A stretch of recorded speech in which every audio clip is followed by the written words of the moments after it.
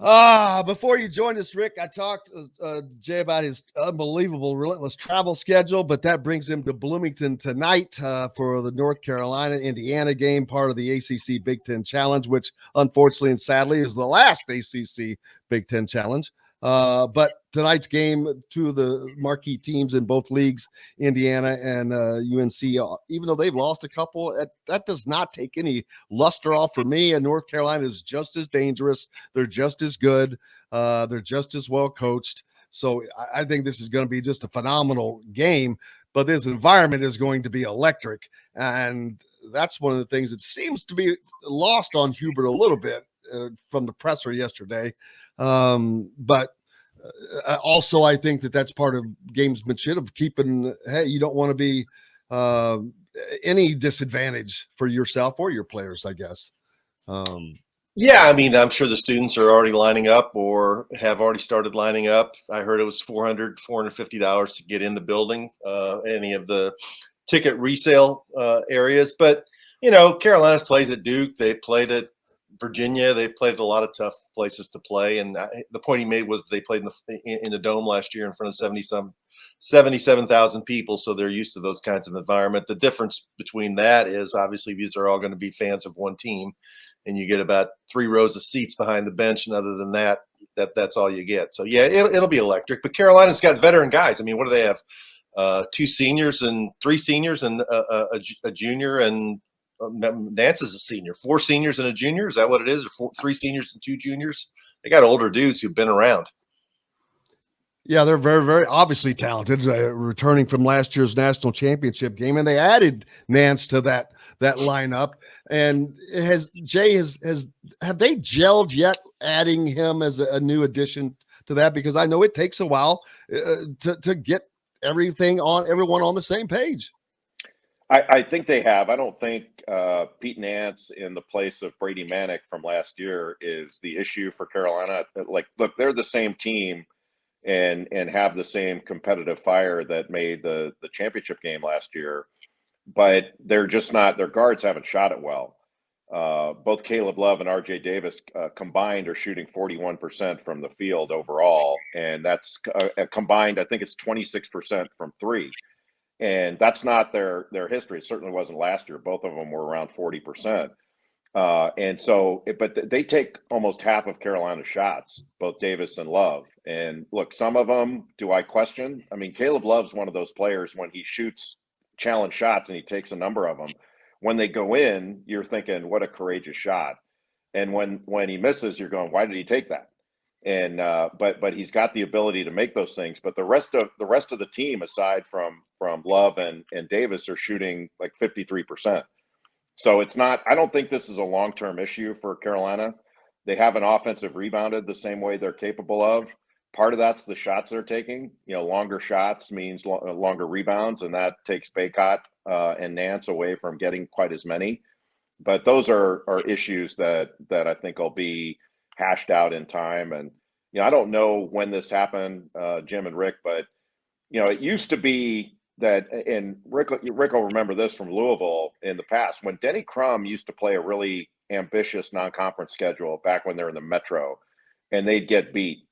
Schleps like us would say, oh man, that's Denny Crum toughening up his team for March. What a great strategy. Now you lose and you suck. And I don't know when that happened. You don't, like, I'm not saying anybody wants to lose games, but we throw everything into March and then, team loses a game. And like, how did North Carolina drop down to 18, losing the games they did? I mean, that makes no sense to me. They're not the 18th best team in the country, and they're better than that. And aren't we saying that, well, we'll put them at 18. We clearly don't know what we're doing. We clearly didn't know what we were doing putting them at 1. So let's admit that publicly. We don't know what we're doing. Well, and the other thing is, definitely to show my age, I remember when the season didn't even start till December the 1st. Right. Now it's November 30th, and we already know everything we know about every team and the way this is going to unfold. It's ridiculous. When you played, when the season might have crept into maybe late November by then, but in the 70s when I was in college, December 1st was the official first day of college basketball. Today is November 30th, and everybody's played 7 or 8 games, and we've already got it figured out.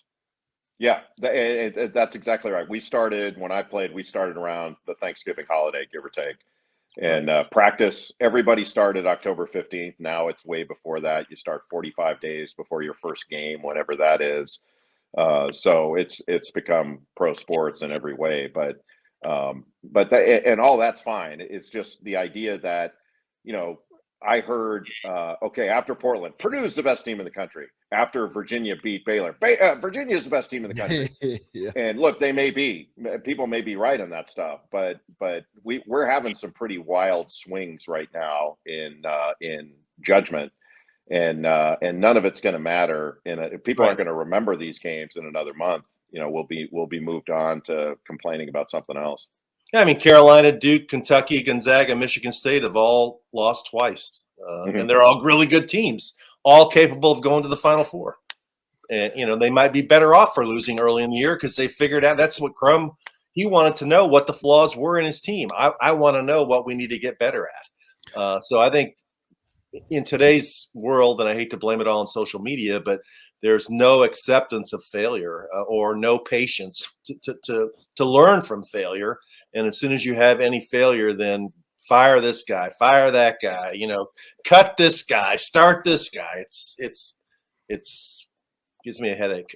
Unless you're a football coach and you can get one of those 10-year guaranteed contracts that they seem to be handing out left. But in Louisville this year, when Louisville was 2-3, everybody wanted Scott Satterfield gone. And then they won 5 of the last 6. They did lose to Kentucky, but he ended up doing a very good job. And, he's going to be back. But if you listen to the impulses of fans after the first patch of adversity, it's like, get out. The Phil Knight event that just happened, should we expect to see more of those? We talk about the early season not having these great games. Man, that was a bunch of great games to watch. I enjoyed watching those. Those were just Nike schools, I assume. So I guess Adidas is going to have to do something similar if they want to do that. But that was pretty cool basketball for early on in the season. It was great. I don't know how many games we had on, 32. ESPN had like 200 people on site to put all those games on. And every time you turned around, there was a really good game on. You could walk from building to building. For a fan, it was great. I don't know how the tickets worked, whether you could actually do all that stuff, but it was for a broadcaster. I mean, it was a dream come true. And it was I think those early tournaments are great. The players really like them. They get tired, obviously, but you get to play 3 games without intense practices, and players enjoy that. Coaches say they don't like it. Coaches say, "Well, we'd rather practice. We haven't had practices." If you gave me, when I was playing, if you gave me a choice of we can play a game or we can practice, I would take a game every time. Practice was a little more difficult than a game. Have you even been home yet? I went home. Yeah, I went home for 18 hours, and then came here. So my wife would have preferred if I was home for 12, because most of those would have been asleep. You have to excuse me because I was at the Louisville game last night and didn't watch TV. Did you do a game last night or not? No, I was here. So I came and watched Indiana practice yesterday afternoon, and Coach Knight was actually at practice. I was going to say, is that the one with Coach Knight? Was that? Very cool. Yeah, he came yesterday and got the chance to sit down with Coach Knight and Ted Kitchell and Randy Whitman. And so it was really nice to see him. What's it like for you you're in all these different environments, Jay? You know all these people and you have for years. You've been a part of it, player, coach, like you said. But when you're in a place, and it doesn't have to be Indiana, it could be anywhere. It could be Roy Williams. But getting to be around guys like Bob Knight and Roy Williams and Mike Krzyzewski, that still has to be a great thrill just because of what they've accomplished, who they are, and what they mean to this game. Of course, I think for all of us, those legends were part of my, growth in the game and my love of the game. But I get just as much enjoyment out of what's new. It's the natural evolution of the game. When I was a kid, I grew up in Los Angeles, and John Wooden was everything. And he retired when I was in 1975, when I was in 5th grade. And I thought he was the oldest man in the world. And he was 65. He retired at 65. Yes, he did. And now these guys are going. I watched Syracuse last night for a while, and Boeheim's 78. And part of me is like, these guys are. I'm happy they're coaching this long, but then you're going, there are a bunch of younger guys that are really capable that are not coaching at these places because of how long some of these guys are going. So there's I really enjoy getting to know all the new players, the younger coaches, because they're the future of the game. And to me, that's as much of a thrill as seeing, what I recognize from the past. Then you got Mike Woodson, who is a newer but older coach at the same time. So he brings a little both of that. Speaking of practice, what did you see? What did you learn that you didn't already know about this Indiana team? Well, they're very good. I've been really impressed with Indiana in the early season. They haven't played this hellacious schedule yet. It's coming tonight. But that game against Xavier showed what they're capable of. I think this is a really, really talented basketball team that's got athleticism, it's got length, and then it's got a star in Trace Jackson Davis. And as long as they stay healthy, with the way they defend and as physical as they are, and then as efficient as they've been on offense, they do a good job of balancing, getting the ball inside, getting out in transition, and then attacking the paint. And they can knock down shots. It's not a dead eye shooting perimeter team, but they can shoot it. I think they've got a great chance in the Big Ten. I think it's the teams I've seen, Purdue and Indiana, are the two best teams. Rick? As you watch Mike Woodson, what he's trying to achieve at Indiana, how much value do you put in the fact that he gets the whole culture and he understands what Indiana basketball is all about? They went through a stretch, I guess, where they didn't have Indiana guys, and it seemed like after the decision to move on from Archie Miller, that was something they wanted to do. Do you think that's of any value? I think it makes people feel better that Mike has the Indiana pedigree, and you can say he gets Indiana basketball. I mean, I tend to think, I've thought about this a lot, Rick, and I know you have too. When you look at some of these places that have great histories, and Indiana is at or near the top of that list of great history and tradition, the person that started that history and tradition didn't go to school there. Right. Bob Knight went to Ohio State, and he's inextricably linked and forever linked with Indiana. So much so that when you walk into the building, that's the first thing you think of. You see all those banners and the candy striped pants and all that, and you think of Knight.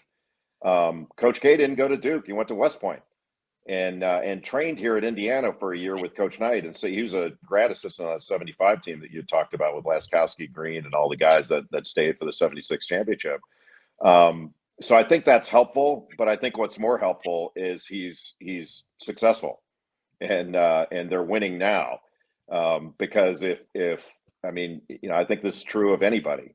If you take this job and you don't win, they're not going to care where you went to school. They'll fire you just as fast as if you went to Ohio State or Michigan or whatever. The people expect to win here, and Mike's winning and is going to win.